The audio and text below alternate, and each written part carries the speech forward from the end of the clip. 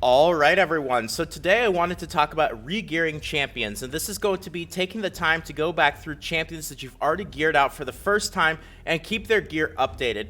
Now, I know there are certain people who don't really like to do this all too often, but I think it's very important to do this for the champions that you end up using the most frequently. It really makes sense. If you have champions that you feel like you're using across multiple areas of the game, it's going to be important to make sure that those champions are going to be using your best gear.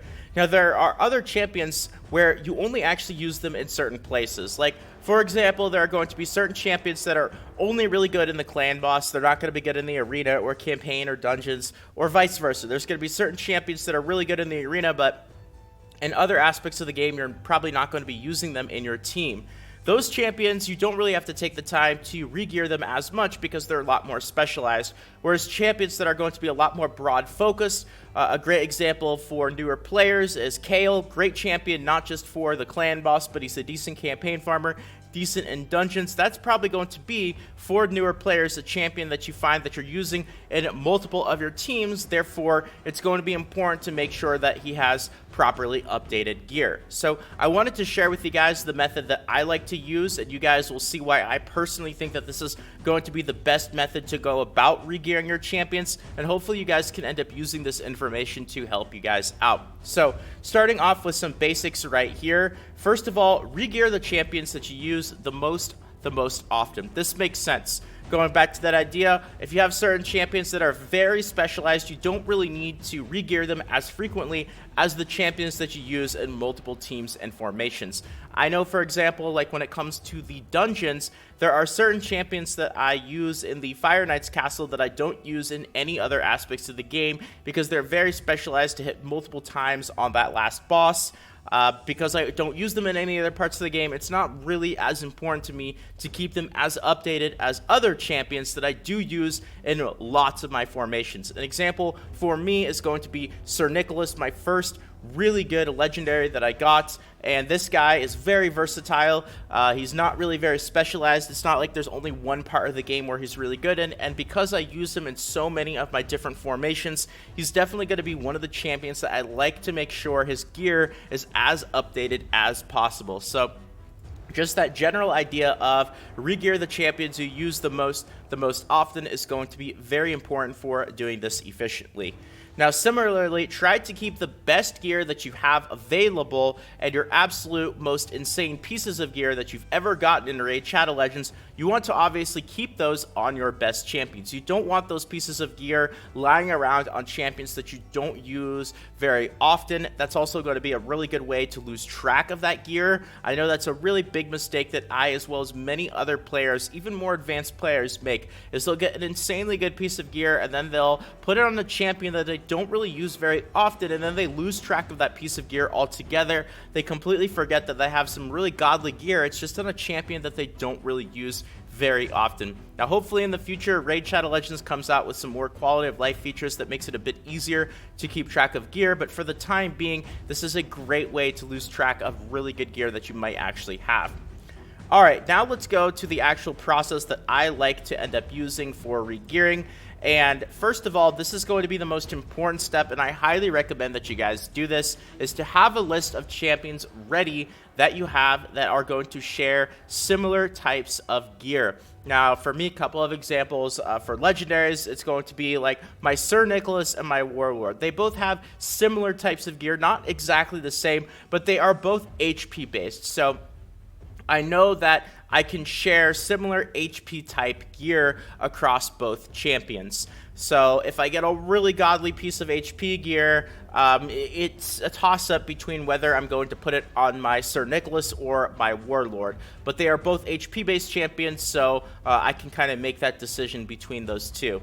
Now, another example for epic champions that I have is going to be my Seeker and my High Katoon. Now, I like this example because, quite simply, I value one of those two champions higher than the other. And for me personally, having the better set of gear on my Seeker is going to be more important to me than having it on my High Katoon. However, they both have very, very similar types of gear. In fact, both my High Katoon and my Seeker are using defensive speed-based gear with as much speed as they possibly can. However, again, between these two champions, it's more important to me that my Seeker has the better of those two options. And the reason is because Seeker is one of my arena champions. I try to make sure he has the absolute highest possible speed that he can, so he can end up going first for his Tailwind ability. Now, Haikatoon, also very important for me to make sure that she has really, really good speed, but it's not going to be as high of a priority that she has more speed than Seeker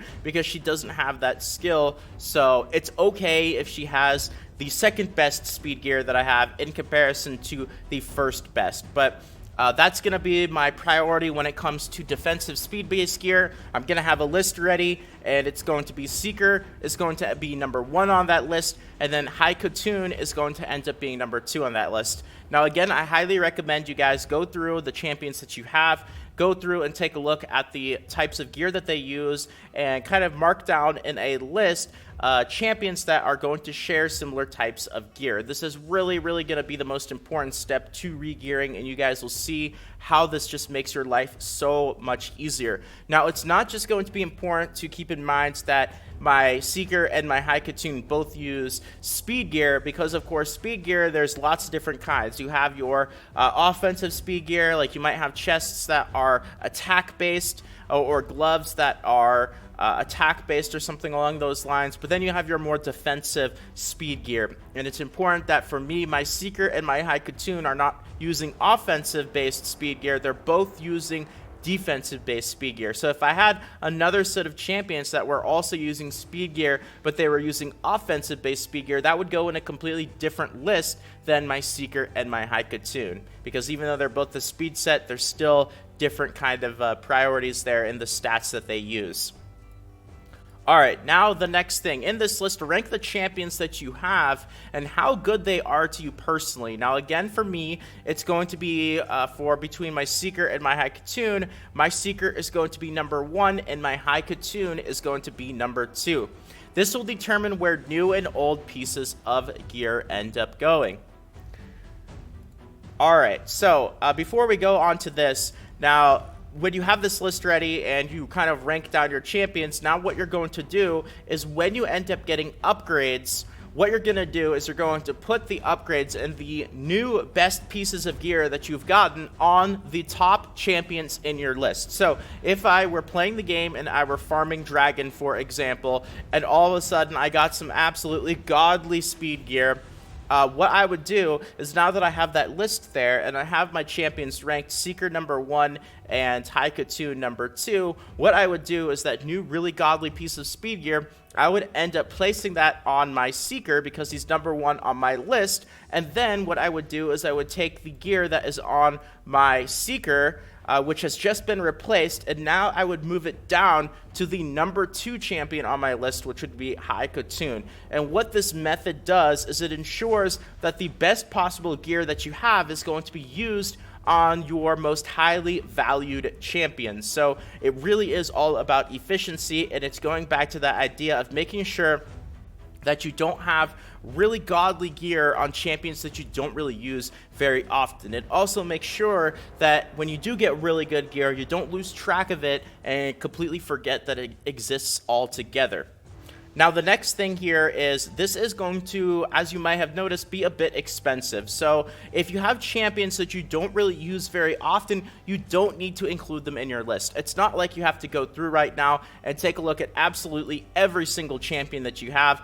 All these champions that I have in my champion vault, I don't even bother because 80-90% of them I don't even really use. You don't have to do that. Champions that you don't use very often, or champions that you don't use at all, maybe very rarely for things like Faction Wars, but it might just be the low levels of Faction Wars to get your easy glyphs. You don't have to really necessarily add those to your regearing list, or if you do, you don't really have to go back around to them very often. Looping back around to that first point that I made is you want to regear the champions that you use the most often. And champions that you don't really use very often, you don't necessarily have to go through as often as you do for the other champions and replace the gear and spend all that silver, because it can indeed be very expensive.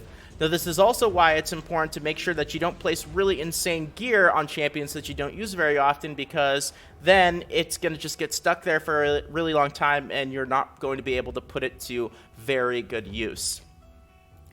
All right, so now you might also be wondering, so do I go through and every single time I get a really good piece of gear while farming the dragon, which I do spend a decent amount of time doing, do I go back, level it up to plus 16, toss glyphs on it, and then re-gear my champions all right away? No, because that would be very inefficient. It would take a lot of time to do that every time I got a piece of gear. I like to use certain periods of time, like the artifact events that we've recently been getting, as a great excuse to not only upgrade gear to complete the event, but also to go back through, gear new champions to begin with that haven't been geared at all, but also to take some time and re-gear some of my old, more frequently used champions. So you don't have to do this every single time you get a new piece of gear. You can kind of set periods of time, like the artifact enhancement event, as a good time to take a little bit to re-gear some of your champions. Now, another thing to keep in mind is the more unique types of gear that champions are going to use, like for example, if you have champions that use the Relentless gear set, that's not going to be something that you come around too often. It's very difficult in order to get that gear. So because it is so unique, you're not going to be able to really re-gear those champions very often, so you really do have to keep that in mind. This is another reason why the basic gear sets, even though they are considered basic, things like HP, attack, defense, critical rate, accuracy, speed, these gear sets are really, really good, even though they are the more basic ones in comparison to some of the other gear sets that you can end up getting in dungeons.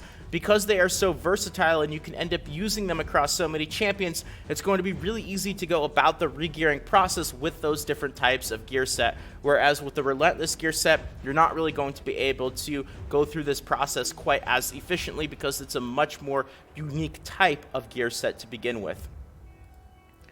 And a couple of other things as well is the overall purpose of this method is to always get the most use out of the best gear that you have on your best champions. So if you go back through and make a list of your best champions, the ones that you use the most often, and kind of rank them, you'll make sure that the champions that you use the most frequently are going to be the champions that also correspond to the best gear that they have.